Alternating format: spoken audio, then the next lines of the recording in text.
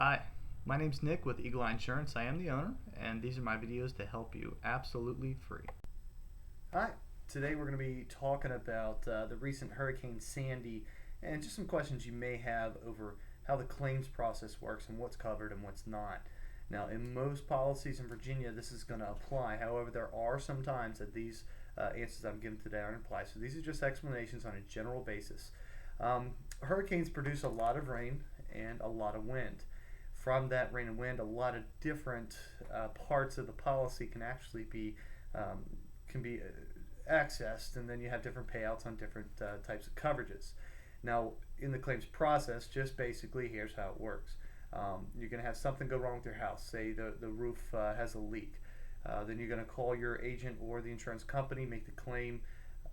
Then they'll assign that to a claims rep and a claims adjuster. The claims rep is the person that controls the whole situation. The adjuster is who actually goes and looks at the damage and estimates the amount of damage.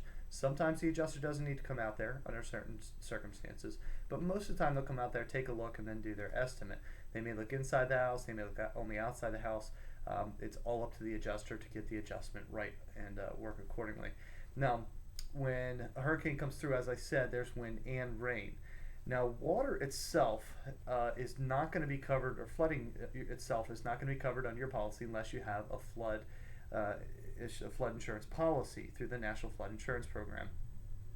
Now, rain is an exception because the first thing that caused the damage was actually the wind. The wind pushed the rain up a shingle or through a window or what have you and puts it inside your house, causing damage to the house.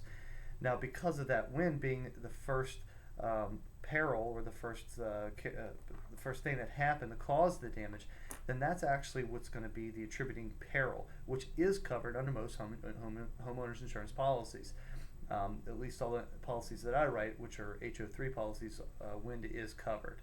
Now, because of the wind being the first item, that would make it a covered claim. However, there are times when the water coming into your house is not covered. Things like flood and landslides and mudslides. Landslides are a little different, but flood and mudslides are basically the same. It's water coming into your house from the outside through a window, a crack, or any other way it gets in, where wind is not the attributing factor for it getting inside of your house. So there is a fine line or a gray area there. To be fully covered, to make sure you're covered, you want to go ahead and have both those policies.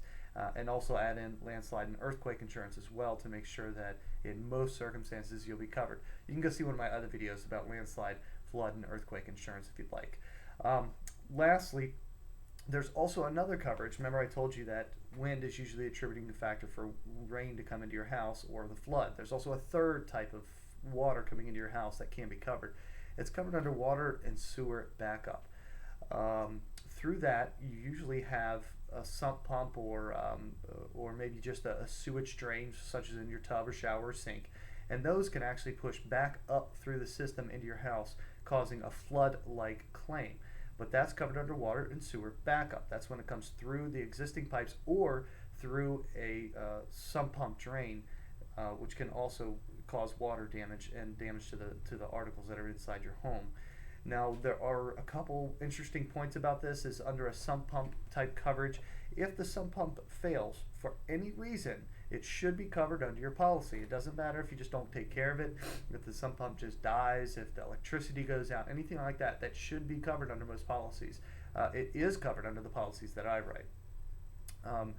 The last point I want to make is that claims oftentimes come at the wrong times. We know that. It comes when there's no power. It comes when you're running out of your house because your house burnt down.